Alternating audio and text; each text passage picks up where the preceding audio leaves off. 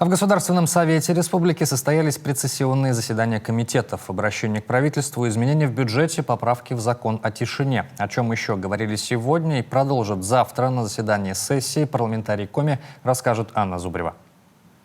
Самые главные решения, как всегда, связаны с бюджетом. В ведении республики 1 800 000 000 рублей. Это деньги, оставшиеся с прошлого года. На что потратим, уже известно. 770 миллионов на компенсацию доходов по льготным тарифам для теплоснабжающих организаций за второе полугодие. 40 миллионов на инфраструктуру к инвестиционным проектам. А еще законодатели подготовили обращение к правительству Российской Федерации. Связано оно с запретом экспорта лесной продукции. И вроде бы понятно, что нужно действовать, когда не хватает сырья для внутреннего потребления. Но для Коми отказ от вывоза продукции за границу будет большим ударом.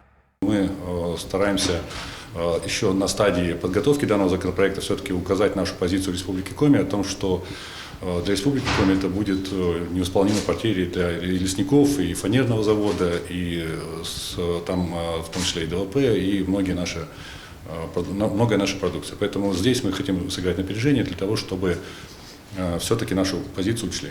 Позиция у нашего региона – отказаться от федерального постановления, потому что в любой из его форм республика окажется пострадавшей стороной. Что же касается народного бюджета, на него парламентарии направляют дополнительно 42 миллиона рублей. Заметно, как муниципалитеты с большой охотой занимаются реализацией проектов, а потому это как своеобразное поощрение для самых активных.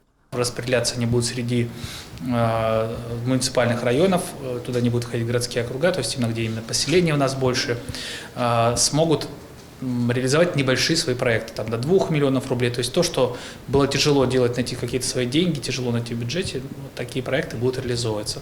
Следующий вопрос, который будет рассмотрен на заседании сессии, тоже обращение к федералам. Госсовет Коми считает запрет стоянки транспорта вблизи водных объектов на площадках не с твердым покрытием не совсем справедливым. Уже 176 человек нашего региона получили штрафы. А по сути, за что? За то, что живут в деревнях и селах, где попросту нет дорог и в ближайшее время точно не появится? Именно Ижма стала инициатором внесения поправок. Село, которое уже больше 400 лет стоит на реке. Получается, что вся деревня потенциально является нарушителем. Каждый житель, у которого есть какое-то транспортное средство. Мотоцикл, мотоблок, автомобиль.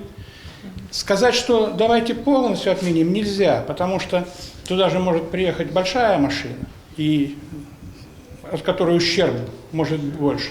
И житель себе может приобрести другую машину. Поэтому вот мы пытаемся найти лазейку, чтобы и закон был соблюден, и задача по охране водного объекта была решена, и жители априори не были заранее виноваты в том, что они живут там, где жили их предки.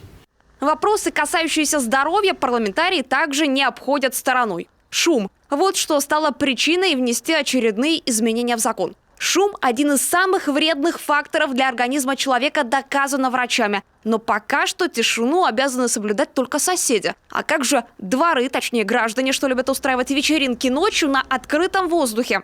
Где собирается молодежь и не молодежь. Стоят машины. Машины сейчас оборудованы хорошей техникой. Включают музыку и гудят до утра. Это все вызывает у многих раздражение. До 10 часов, пожалуйста, тут мы ничего не можем вам возражать. Танцуйте, пляшите, включайте музыку, а вот после 10 будьте добры, помолчите.